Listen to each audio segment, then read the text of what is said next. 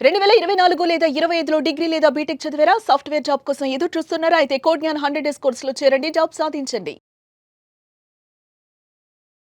నమస్కారం సార్. నమస్తే. మన ఇంట్లో చాలా వరకు మనం చూస్తూ ఉంటాం. కొంతమందిది వయలెంట్ బిహేవియర్ ఉంటది. కానీ ఆడవాళ్ళు ఆ వయలెంట్ బిహేవియర్‌ని కూడా ఒక ఎమోషనల్ డెప్త్ లాగా ఫీల్ అయ్యి, దాన్ని ఎందుకు సార్ సాగదీస్తూ ఉంటారు. అక్కడ ఫుల్ స్టాప్ పెట్టకుండా, లేదు అంటే దానికి రియాక్ట్ అవ్వకుండా దాన్నే కంటిన్యూ అవుతూ ఉంటారు. ఎందుకలా జరుగుతుందంటారు? ఎమోషనల్‌గా వాళ్ళకి కండిషనింగ్స్ ఉంటాయి మైండ్‌లో ఒకటి. 2 మేబీ మూవీ ఇన్‌ఫ్లూయెన్స్ వల్లో వాటి వల్లో అట్లాంటి దాన్ని హీరోయిజంగా చూపిస్తున్నారు. సో దట్ కొట్టడం గానీ, లేపోతే అరవడం గానీ, అదొక పెద్ద హీరోయిజంగాను అట్లా ఉంటేనే రియల్ ప్రేమ అన్నట్టుగా చూపిస్తున్నారు. ది అదర్ థింగ్ ఈజ్ ఈ వైలెంట్ బిహేవియర్‌ని ఒక పాసింగ్ ఫేజ్ ఇది వెళ్ళిపోతుంది. తర్వాత నన్ను ఇష్టపడతారని. అండ్ నేను అబ్జర్వ్ చేశానిది వాళ్ళలా ప్రొజెక్ట్ చేస్తారు. నేను అరిచేది, కొట్టేది నీ మంచికే. ఈ వైలెంట్ బిహేవియర్‌ని ఫస్ట్ నుంచి ఐడెంటిఫై చేసుకోలేక, లేదు ఏదైనా జరగచ్చు. నన్ను డీమీన్ చేయకూడదు. I'm a person. నువ్వు నన్ను కొట్టో, తిట్టో, నువ్వు నన్నేదో కాపాడేస్తున్నాను, నా గురించి పొసెసివ్‌గా ఉన్న కవర్ వేసి, నువ్వు నన్ను రూడ్‌గా బిహేవ్ చేయలేవు అనేది ట్రైన్ చేయించాలి మనం. చాలామంది అమ్మాయిలు తెలియక ఫస్ట్‌లో వాడు కొట్టిన నన్ను ప్రేమించాడు కాబట్టి, ఇలా ఉన్నాడు కాబట్టి అనేటట్టుగా చేస్తారు. ఇది అమ్మాయి అబ్బాయికి కావచ్చు, అమ్మాయి అబ్బాయికి కావచ్చు. నేను మాట మళ్ళీ మళ్ళీ చెప్తాను. బికాజ్ వాళ్ళు ఒక సైడ్‌కి తీసుకున్నారు అని అనుకుంటారు. అందుకని చెప్తున్నా. కొంతమంది వెరీ రూడ్ బిహేవియర్‌ని ప్రేమ అని మోసపోతుంటారు. హ్మ్. చాలా చోట్ల చూశాను కాబట్టి చెప్తున్నాను. దట్ ఆ రూడ్ చేసేవాడు అలా కలరింగిస్తాడు. దట్ నేనెందుకు తిడుతున్నానంటే నీకోసమే రా, అర్థం చేసుకో అని చేస్తారు.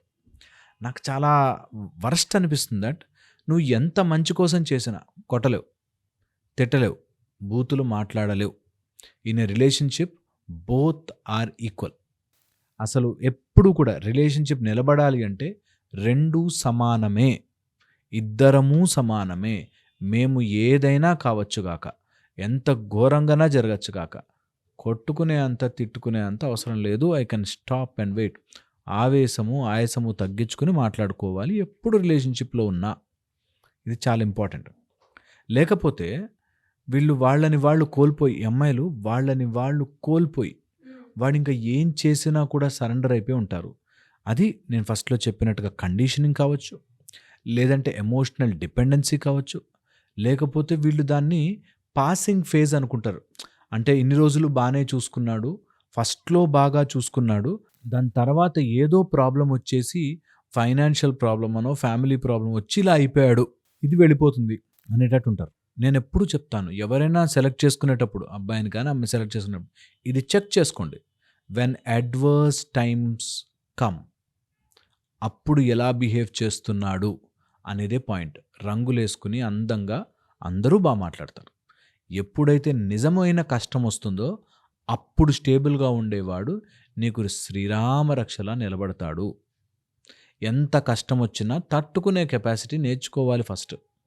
ఇది రాక చాలామంది వాళ్ళ ప్రాబ్లమ్‌ని అవతల వాళ్ళ మీద నెట్టడం కోసం, అండ్ ఆ తప్పు అమ్మాయిదిగా ఈజీ టార్గెట్ ఎప్పుడు అమ్మాయి అవుతుంది కాబట్టి అలా చేస్తారు. Which is always wrong, wrong, wrong. Okay. ఎప్పుడు కూడా వైలెంట్ బిహేవియర్‌ని యాక్సెప్ట్ చేయొద్దు. ఒక్కసారి అలవాటైతే వైలెంట్ బిహేవియర్, దానికి వ్యసనాలు వస్తాయి. అది అలవాటుగా మారుతుంది. అండ్ అది ఇంకా నెవర్ ఎండింగ్. నువ్వు ఒక్కసారి వదిలావు కాబట్టి పదే, పదే, పదే, పదే రిపీట్ అయ్యే ఛాన్స్ ఉంటుంది. So, never allow take it. Never allow it. Never ఎప్పుడు ఎవర్ టేక్ ఇట్. దట్ కోపంగా వచ్చి కొట్టడం, తిట్టడం జరిగితే be very strict. One chance and final. Should never encourage that. ఇది ఏ అమ్మాయి అయినా సరే, ఎలాంటి పరిస్థితిలో ఉన్నా సరే, అంటే వదులుకుంటాను, నాకు ఇన్ని రోజులు ప్రేమ ఉంది. మాతో వచ్చి చెప్పేవాళ్ళు అంత ఫూలిష్‌గా ఉంటారంటే, వాడు కొడుతూ ఉంటాడు, తిడుతూ ఉంటాడు, రోజు తాగేసి వస్తుంటాడు, ఈమె దగ్గర నుంచి డబ్బులు తీసేసుకున్నాడు, అన్నీ అయిపోయాయి. ఇంకో అమ్మాయితో కూడా ఉంటాడు. అయినా కూడా ప్రేమించాను కదా సార్ అని ఉంటారు. అంత సినిమాటిక్ ఓవర్ యాక్షన్ చేయకూడదు అని మైండ్‌లో గుర్తుపెట్టుకొని, లేదు నా లైఫ్‌ని ఇలా నేను టార్చర్ అనుభవిస్తూ బ్రతకలేను. I should have my own. నా లైఫ్ ఉండగా మిగతా ఎవరు వచ్చినా ఒక బ్లిస్ అవ్వాలి కానీ, నా లైఫ్‌ని స్పాయిల్ చేసుకుంటూ ఎవరు రాకూడదు అనేది షుడ్ బి ఎసెన్షియల్. ఎందుకు ఇష్టపడతారంటే, వీళ్ళకి తెలియకుండానే చిన్నప్పటి నుంచి కండిషనింగ్‌లో అలా ఉంటారు అబ్బాయిలు, అలా కొడతారు. మా నాన్న మా అమ్మని కొట్టేవాడు, తట్టుకుంది. మాకు అలాగే ఉంటుంది అనే అనే ఒక కండిషనింగ్ ఒకటి. తర్వాత వీళ్ళు ఎలా ఫీల్ అవుతారంటే అది అంత ఔట్ ఆఫ్ లవ్ చేస్తున్నాడు. నా మీద ప్రేమతోనే అంత నా నా బాయ్ ఫ్రెండ్ అలా no way don't allow it. ఎప్పుడు కూడా కొట్టడం అనేది నువ్వు ఒకసారి యాక్సెప్ట్ చేస్తే ఇట్ బికమ్స్ ఎ హ్యాబిట్. చాలామంది తెలుసు నాకు. వాడు ఆఫీస్‌లో అక్కడ ఏం పని చేతగాక ఇంటికొచ్చి భార్య ముందు ప్రతాపం చూపిస్తారు. ఏమనుకుంటున్నావే నేనంటే నాదేంటి ఇదేంటి. అసలంత సీన్ ఇవ్వకూడదు ఫస్ట్ థింగ్. నువ్వు చేతులెత్తి కొట్టడం, అరవడం ఇంటి గుట్టు రహస్యంగా ఉండాల్సిందే. అరుపు మాటలు ఇంట్లో ఎవరైనా గట్టి గట్టిగా అరుచుకుంటూ మాట్లాడుతుంటే వి షుడ్ సే అసలు ఆ టోనే తగ్గించాలి. టోన్ దగ్గరే ఆపాలి. We are family. We are one. We are living as one family. మాట్లాడుకోవాల్సిందే. అది ఇంట్లో పిల్లలు కావచ్చు, భార్య భర్త కావచ్చు, అత్త ఎవడైనా సరే అరుచుకుని మాట్లాడడానికి కుక్కలం కాదు అనే క్లియర్ బౌండరీ గీసుకోకపోతే అది స్లోగా ఎంత పెనిట్రేట్ అయిపోతుందంటే, నేను కొడుకు తండ్రిని బూతులు తిడుతూ చూశాను. తండ్రి కొడుకుని బూతులు తిడుతూ నో వే. ఎవరైనా కానీ it's a life. It's a human being. ఒక పర్సన్. తిట్టలేవు. రోడ్డు మీద ఏదో కొట్లాడుకున్నట్టు తాగుబోతు షాపుల దగ్గర కొట్లాడుకున్నట్టు ఉండకూడదు. ఇట్స్ ఎ ఫ్యామిలీ అని డిఫైన్ చేయాలి. ఎప్పుడైతే అలా వాయిస్ అలా రైజ్ అవ్వగానే ముందు నువ్వు అట్లా మాట్లాడితే అసలు మాట్లాడం. We will not talk to you.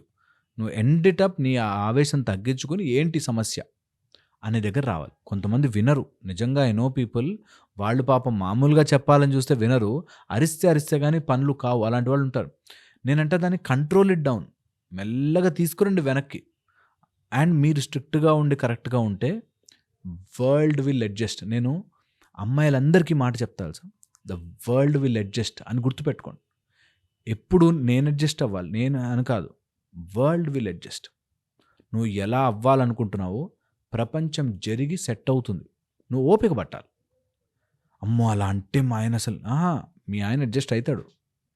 నీ బాయ్ ఫ్రెండ్ అడ్జస్ట్ అవుతాడు నువ్వు రూల్ పెడితే. నేను నా సైడ్ నుంచి తప్పు ఉండదు. తప్పు చేస్తే నేను నీకు ఎక్స్ప్లెయిన్ చేస్తాను.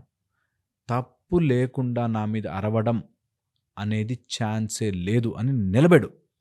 1-2 రోజులు కష్టం ఉంటుంది. తర్వాత నీ వ్యక్తిత్వం తెలిసి ఆగుతారు. ఎవరైనా కావచ్చు. ఇది ఆఫీస్లో, ఇంట్లో, అమ్మ, నాన్న, అత్త, మామ ఎవరైనా సరే నీ రూల్ చెప్పు. Can't talk to me like this. No, that is not the way అని నేర్పించగలగాలి. మనము పిల్లలకి అది నేర్పించాలి. ఏవైనా కండిషనింగ్స్ ఉండి అవునులే మొగుడన్నవాడు కొడతాడులే, ఎప్పుడైనా తాగేసి వస్తాడు, తప్పు. అసలు యాక్సెప్ట్ చేయొద్దు. అది those are all wrong conditionings. అది అలౌ చేయకూడదు. ఎప్పుడైనా బాయ్ ఫ్రెండ్ కొడతాడు, నో నో నో కొట్టలేవు.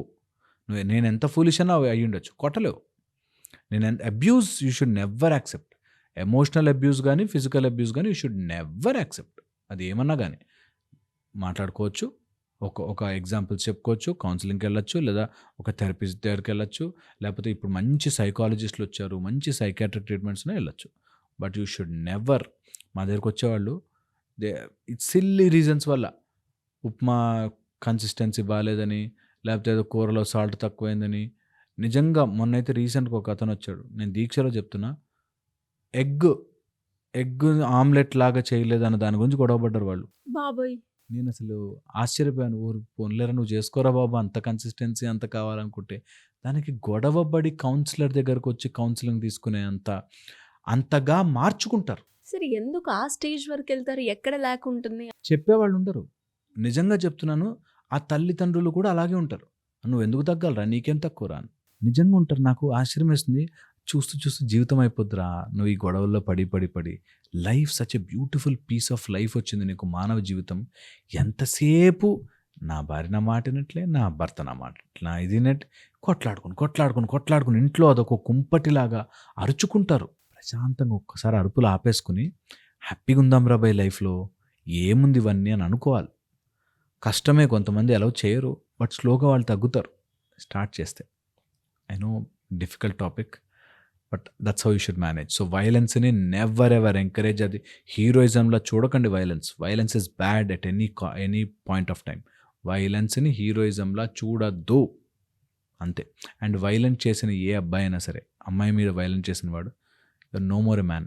ఏదున్నా సరే ప్రేమతో డీల్ చేసుకోవాలి. కష్టమే, ఐఎమ్ వెరీ ష్యూర్ కష్టమే. But that's how it is. నువ్వు అట్లా వెళ్ళినప్పుడు యువర్ మ్యాన్. లేకపోతే ఊరికే తాగేసొచ్చి కొట్టి, లేకపోతే అరిచి, నీకు పవర్ ఉంది కాబట్టి అరిచి, నువ్వు సంపాదిస్తున్నావు కాబట్టి అరిచి మనిషివే కాదు. So you should never do that. ఏమో హోప్‌ఫుల్లీ అట్‌లీస్ట్ దీక్షలో ఉన్నా అన్న మాట వింటారేమో చూద్దాం. డెఫినెట్‌గా సార్. మీ మాట వినేవాళ్ళు చాలా మంది ఉన్నారు. అందులో ఫస్ట్ నేనే ఉంటాను. Hopefully. Thank you sir. And మీరు చెప్పే ప్రతి వర్డ్స్ కూడా చాలా రియల్ లైఫ్‌కి కనెక్ట్ అవ్వడమే కాకుండా రియాలిటీ ఉంటుంది. అండ్ ఈ సిచ్యువేషన్ జరిగింది అంటే దీన్ని ఎలా హ్యాండిల్ చేయొచ్చో మీ వీడియోస్ చూసి ఎంతోమంది కూడా ఆ పాయింట్స్‌ని గ్యాదర్ చేసుకొని వాళ్ళు ఇంప్లిమెంట్ చేసిన వాళ్ళు కూడా ఉన్నారు. తెలిసినప్పుడు నాకు ఎంత సంతోషం వస్తుంది చాలా తెలుసా? మంది ఉన్నారు సార్. కింద కమెంట్స్ పెడుతూ ఉంటారు. So I am very happy and thank you sir. Thank you so much.